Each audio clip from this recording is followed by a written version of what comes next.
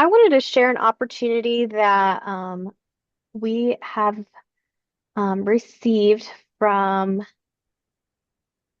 trying to make this long. Can you guys see it? Looks like it's sharing. Yeah, I can see it. You can see it? Yeah. So this is a program from the American Diabetes Association that wasn't available in Warsaw, but I recently we submitted something to be on the wait list, and we recently received information that this program is coming to Warsaw virtually. So it is called Project Power. And has anybody heard of this program from the American Diabetes Association? Okay, so I'm going to give a little bit of information about the program. So I did send out a couple of flyers, but this is a innovative diabetes lifestyle change program from the American Diabetes Association. It helps raise awareness for diabetes and offers a diabetes risk reduction education to adults 18 and up. They do have a youth program as well, but that is just not available here in Warsaw. And it works with people who are at risk for diabetes, are pre-diabetic, or actually are diagnosed with diabetes. This is a 12-week program, but it does go up to 1 year. So in this presentation, I'll kind of show you the breakdown. Um, and over the 12 weeks, they get a trained medical professional coach that works closely with the participants, a kind of a small, they can do a small group, it's virtual, to help break habits, create new ones, set attainable goals, and keep them motivated.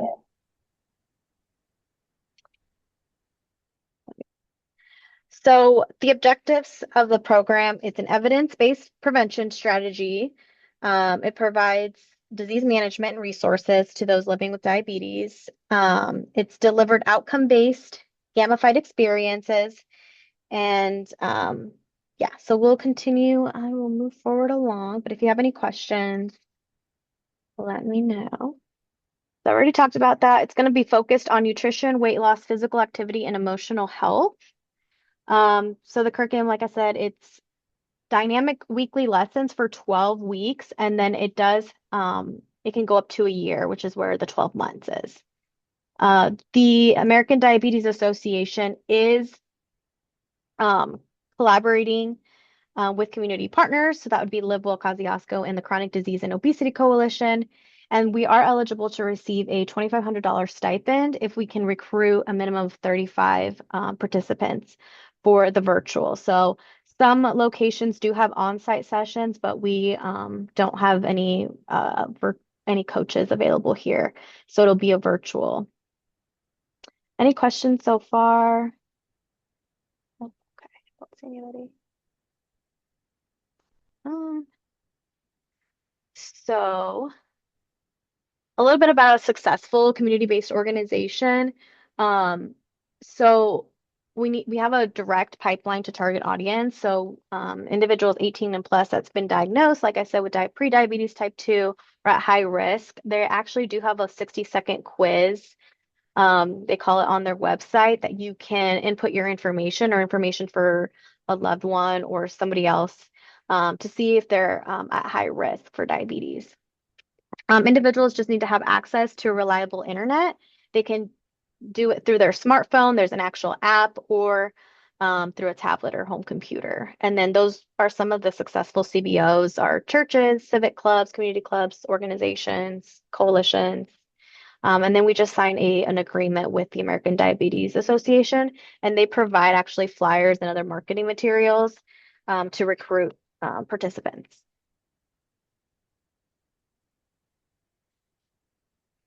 So this is the schedule. The first is the 2 to 4 weeks of preparation, which is basically recruitment. And then weeks 1 through 12, that'll be with the participants. There's intensive coaching with a medical professional, weekly sessions. There's educational videos. There's like kind of like FaceTimes where you do, or Zoom calls face to face. They also receive a digital scale and an activity tracker for each participant.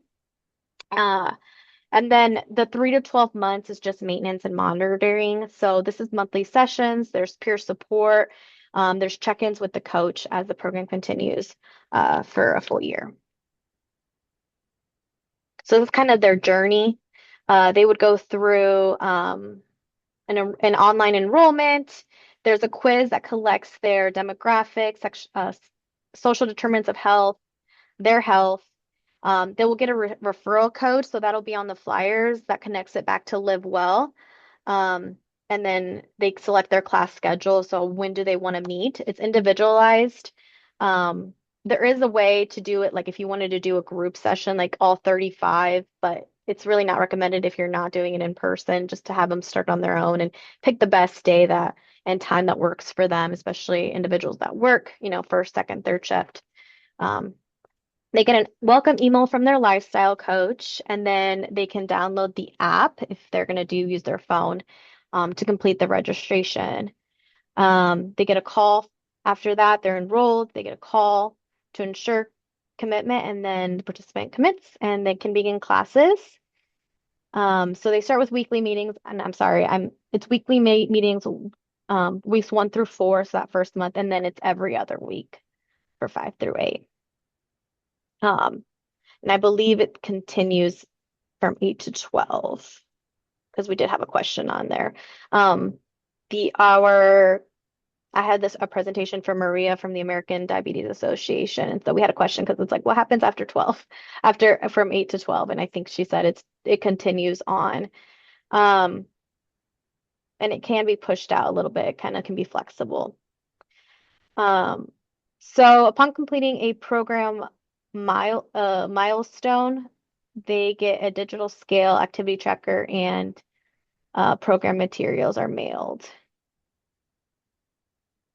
So I believe this is when they start. And then it goes to maintenance. After that, it's maintenance for the rest of the 12 months. So what's included in the program? What are they going to learn? They learn about diabetes and prediabetes. They learn about nutrition, physical activity, stress, and emotional health, glucose, how to do glucose monitoring and different kinds of medications, about reducing complications, risk of heart disease and stroke, and then understanding diabetes and eye health, how that's related. And I think the rest is kind of how we would how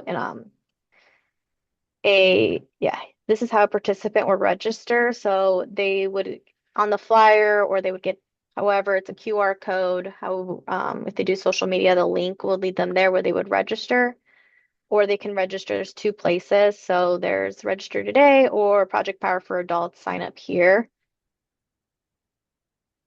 And then they would download the app either on the web or smartphone.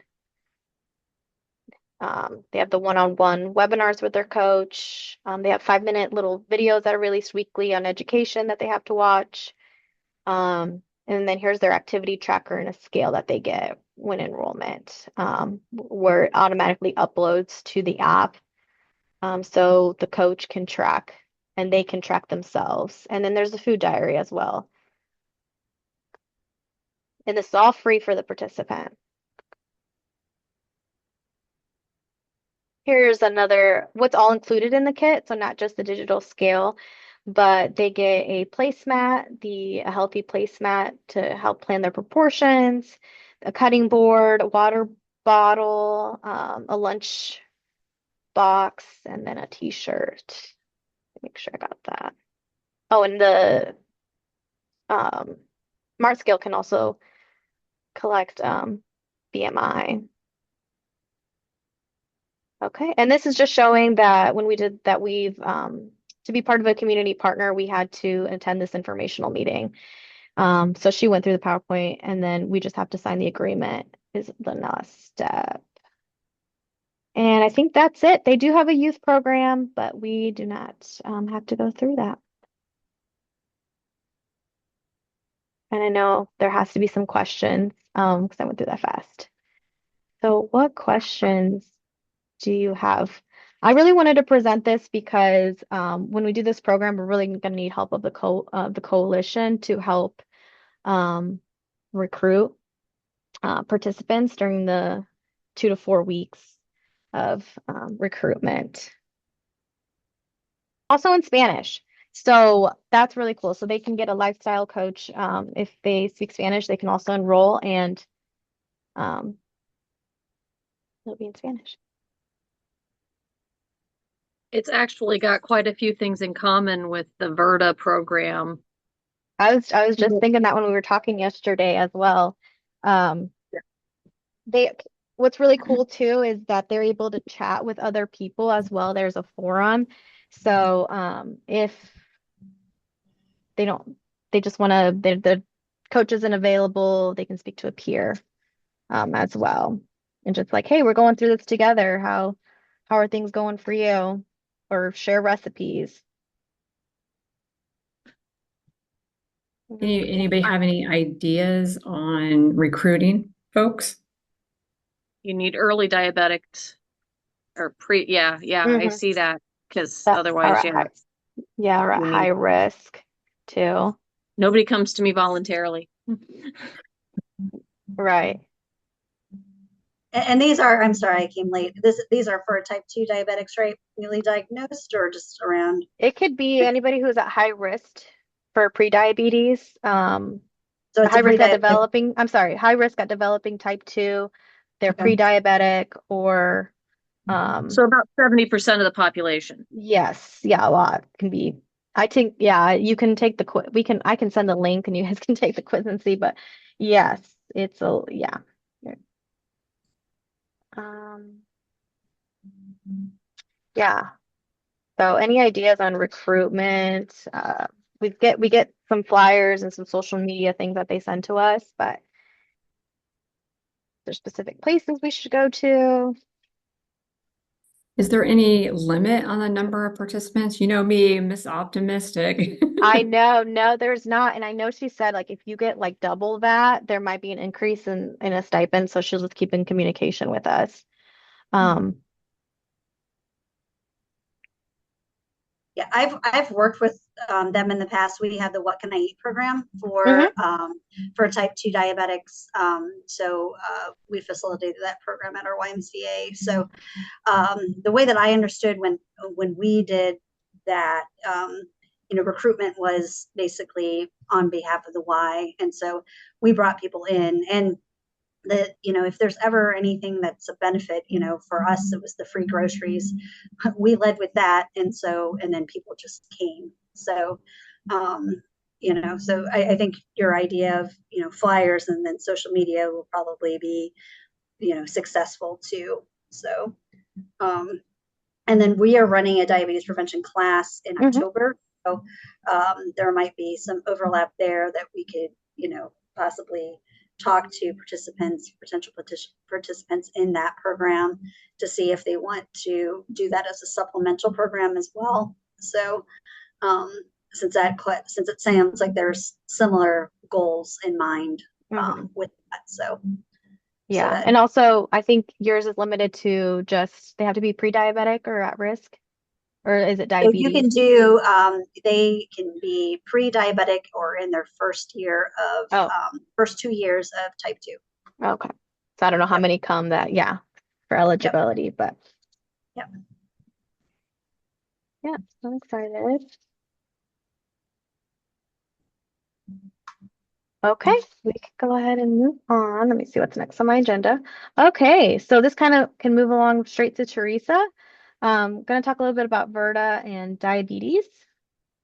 Well, I discovered following Verda in before Verda existed because my husband was diagnosed as a diabetic in 2010, just after we were married. And by about 2016, things weren't going so well. He had a lot of comorbidities coming on. He had a lot of physical symptoms. Um, he had memory issues, white matter changes in his brain, sleep apnea, CPAP. He was having hypoglycemic episodes, still had an A1C that wasn't in control. He had sleep apnea. We were dealing with a CPAP machine. Things weren't going very well. And so, in a matter, even though he was a compliant patient for the most part, he was eating the way he had been taught for his diagnosis and what the providers gave him. And I kind of stumbled across a video because it played on autoplay, and it was reversing type 2 diabetes starts with ignoring the guidelines. And I thought, huh. Now I'm going to skip backwards just a little bit and introduce myself from the standpoint of I started doing data related nursing jobs in 1990. Originally, my original data nursing job was for Indiana, Ohio Heart, and I helped keep their long-term coronary artery bypass grafting stats and follow up on their patients. So I've had a long-standing, I have given away hundreds and hundreds of low-fat cookbooks. I can take the fat out of any recipe you want me to. And all of a sudden I watch a video that tells me about the option of using, that's really the difference between Virta's plan and the American Diabetic Association's. Virta plan has a much higher tolerance of fats, particularly saturated fats, using that as a partial calorie source to decrease the number of carbs, working from a carbohydrate intolerance principle instead of the other way around. Well, Virta didn't exist when I first watched that video. The first study that they came out with was 2017 that kind of set up the baseline. And I'm not going to insult us all. We can all read through the Virta dynamic here. The reason why this comes to light for me is because when, like we're talking about these prevention programs, once someone's been a diabetic for a while and they are on heavier medications, it is unsafe for them to make serious diet changes without having good experienced medical supervision to help them adjust their medications and keep those things into balance between those things. And so every so often, if you find someone that maybe needs or has a desire to back off on the medications, if they say, how much better can I make it? For my husband, diabetic in 2010, he still only takes metformin. He has less physical symptoms than he ever had. He's back down to his Army discharge weight, although he says it's not where it was then. Physical symptoms, skin changes of diabetes, most of those are gone.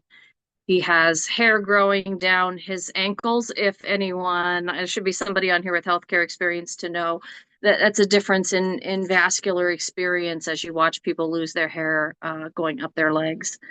So as we look at some of those diabetics who are really stuck because you can't have them try to make some of these changes, and maybe they have diets that are really heavy on just carbohydrates, and this is a professional option that's now been around for a while, has statistics, has studies that people can look at and access for helping more anyone who wants to try to prevent or improve their metabolic health. Ta-da!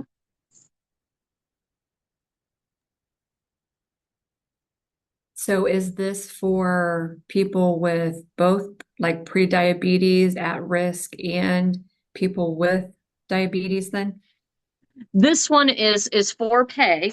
So in some insurances cover it and sometimes it doesn't. Its prices, I believe, around 300 a month, but I'm not sure.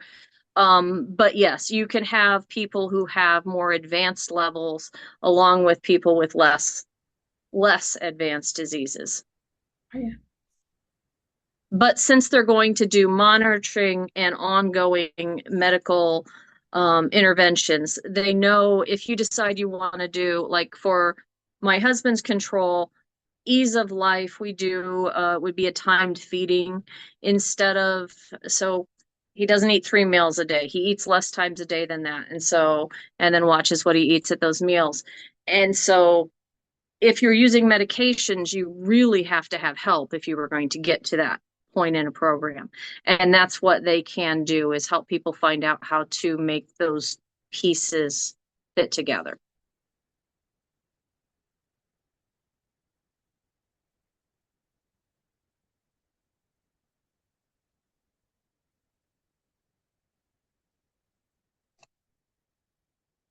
And I believe that they have an achievement of 2/3 of the people are off of anything but metformin in a year. I think it's about 60%.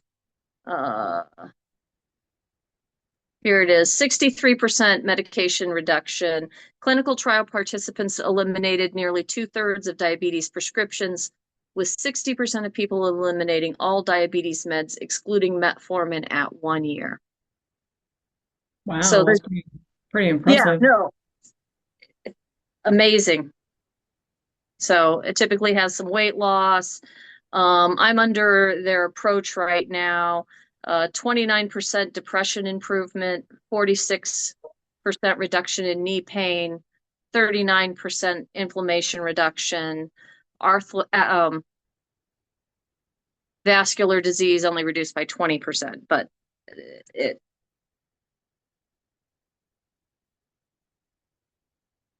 when I first came across this concept, my mind was rather blown away.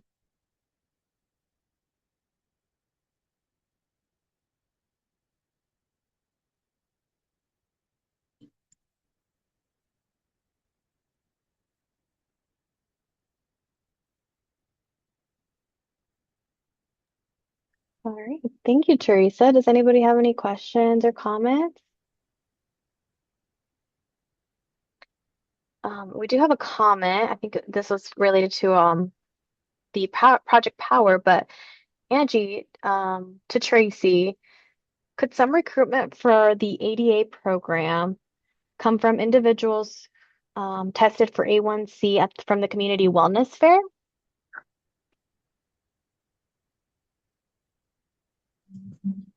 Yeah, when we do our follow-ups, we can mention that. We typically mention the diabetes prevention program, but I don't mind mentioning it in conjunction because we want to make sure that people are served in the way that they need to be. So the other thing too is like the YMCA does A1Cs, not monthly, but we'll have A1C screening in November. And we can get literature from you guys and that just like dates and times of when you're running your classes. And we can always promote that there. So we do, and we'll have quite a few A1Cs going into 2025 too. So that's another way. That's usually a great way because they've already had the test done and it's in real time. And then we can just like, we have coaches that talk to them from our chronic disease prevention and management team. We call it our information table. So, and they discuss all of those, kind of areas of concern, and that's something that we can look at as well. So. Yeah, I know you came on late. It's virtual, so they can sign up at any time and set up their own class, like meeting times with their coach.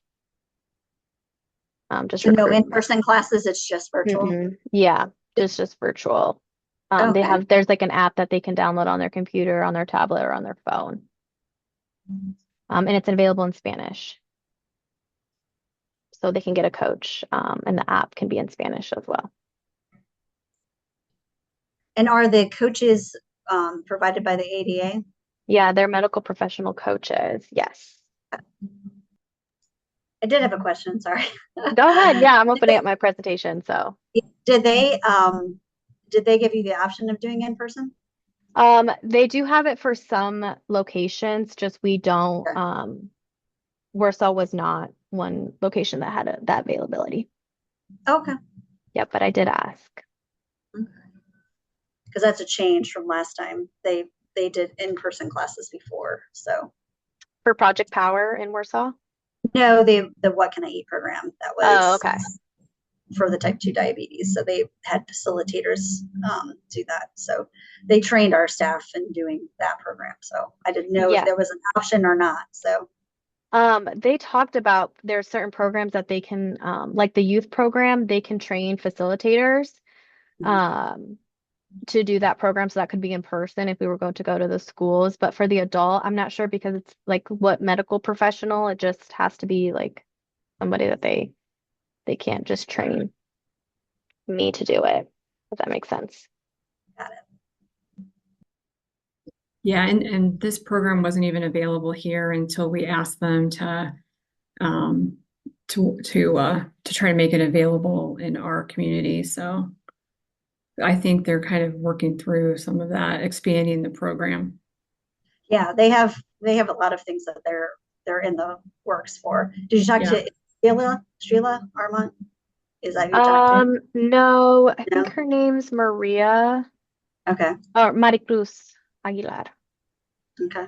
Um, oh, she did send me some more just literally right now. I was like, hey, is there anything that some talking points that my coalition should know? So she just said, anybody, she said, pregnant women are unable to participate in Project Power and any individual younger than 18. Um, educational sessions. The meetings are 60 minutes each. Participants will meet once a week for weeks 1 through 4, and then every other week for modules 5 through 8, which takes you to week 12, I think. There's no cost. And then she sent me the topics, which we talked about already. And then it's offered in Spanish. Yeah. Oops, that was me clicking around in the PowerPoint, so it spelled chronic wrong. So next topic is talking a little bit of lipedema. No, lipedema. Lipedema. Has anybody heard of lipedema? Maybe lymphedema, but lipedema.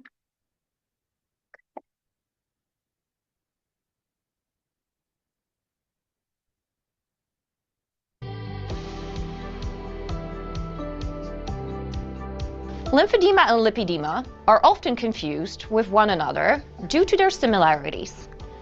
Lymphedema is the blockage of lymphatic vessels, while lipedema is the buildup of adipose tissue. Lipedema appears symmetrical in shape and size, affecting the legs and sometimes the arms. The body above the hips, hands, and feet usually remains unaffected. The cause of lipedema is unknown and diagnosis can be difficult. It mainly occurs in women, often appearing around times of hormonal change and weight gain. The diagnosis of lipedema includes clinical and family history. There is no testing required. Usually the signs of lipedema include excess fat buildup in the hips, thighs, and lower legs. Affected area often feels tender to the touch, heavy, skin is uneven and bumpy. Patients have shown little to no improvement in volume of the affected area while taking diuretics or lymphatic pump decompression. The treatment includes diet, weight loss, exercise, skincare, or compression. Surgical management usually includes liposuction.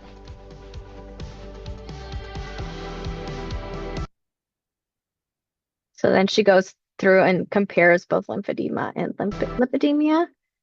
But I wanted to share like some of the risk factors were assigned female at birth, the family history, and then just having a BMI greater than 35. And then the treatments for,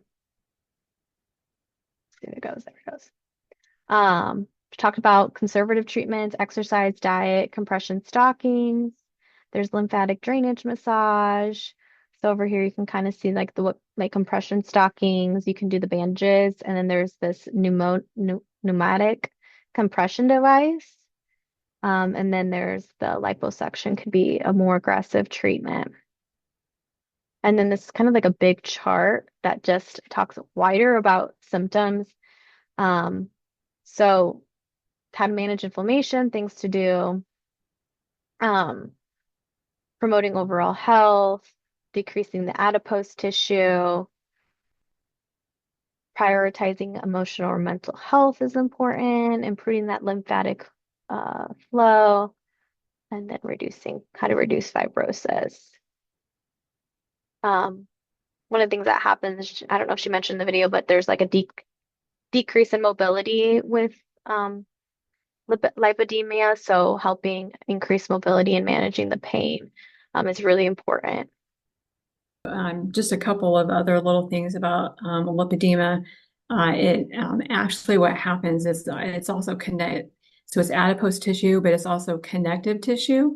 And what happens is the fibrosis will actually form around the adipose cell, And so it is very, very difficult to lose with diet and exercise. So we've seen a lot of people who've been on the GLP-1s who have lost a tremendous amount of weight, but are still suffering from the lipedema because of the fact that that fibrosis surrounds those fat cells and doesn't allow the person to lose the fat out of those cells. And then that fat and that the interstitial tissue becomes filled with fluid, and sometimes the lymphatic system backs up as well. And so that's why the legs feel heavy and painful, bruise easily, and those other different types of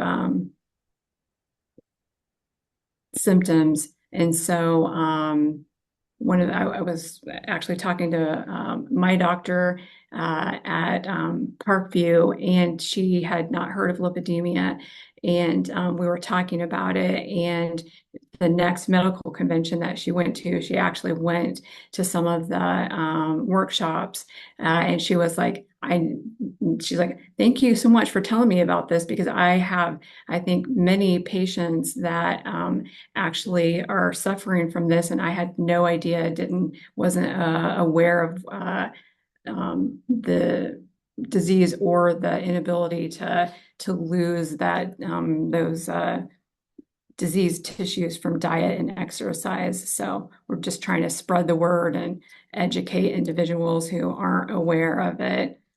Before we move on to member sharing and upcoming events, we do have to reschedule our November meeting because it's landing on a holiday. So I'm going to launch a poll. And you should see it on your screen. Please go ahead and vote. All right. So it looks like the 21st. We'll go ahead and reschedule the meeting for that day. Same time, 1 o'clock. Well, I already mentioned that our YMCA is starting our diabetes prevention classes. They will begin next week. So those are on Tuesday, and well, let me make sure I have the dates right. I'm running them, so I should know the dates. But yeah, so they'll start next week, and we have a morning class and an evening class that we will be launching. Still taking enrollments for that class. And then we are launching a rock study boxing class in November for Parkinson's patients. That will start November 19th. It's at our North Webster YMCA location, so it will take place there. November 19th and November 21st are the start dates, so they can come to both of those classes. They're at 5:30 p.m. on Tuesdays and Thursdays, and then also the Thursday class will have a 11:30 a.m. class as well. So those are the things. And then we have free A1C screenings. They will be on November 19th, 5:45 p.m. to 7 p.m. And then also on November 22nd, it will be from 11:45 a.m. to 1 p.m. So, and they can sign up. And again, it's open to the community. You do not need to be a member of the YMCA to take part in that. So. Do you guys have flyers for all three of those that you just mentioned that you could send me and I can send to the group, and we can help promote the A1? Flyers are not something Ben does. Oh, okay. But I can send information. Yes. Yeah, I mean, he can put a flyer together pretty quickly, but it's yeah. in our program books. But yeah. Yeah, so. if you want to just send me like the information, like that'll be fine. Oh, yeah, and the diabetes class, sorry, that is October 28th is when it begins. It's on Mondays, every Monday from 12:15 to 1:15 p.m. That program lasts an entire year. And then we have it on Wednesdays, starting October 30th, Wednesdays from 5:15 to 6:15. And again, that program's an entire year. Great. And that's adults only? Yes. Yes, me too. Over. Do they need to be a Y member for that one? Nope. Just Okay. Y or community. Yep. Great.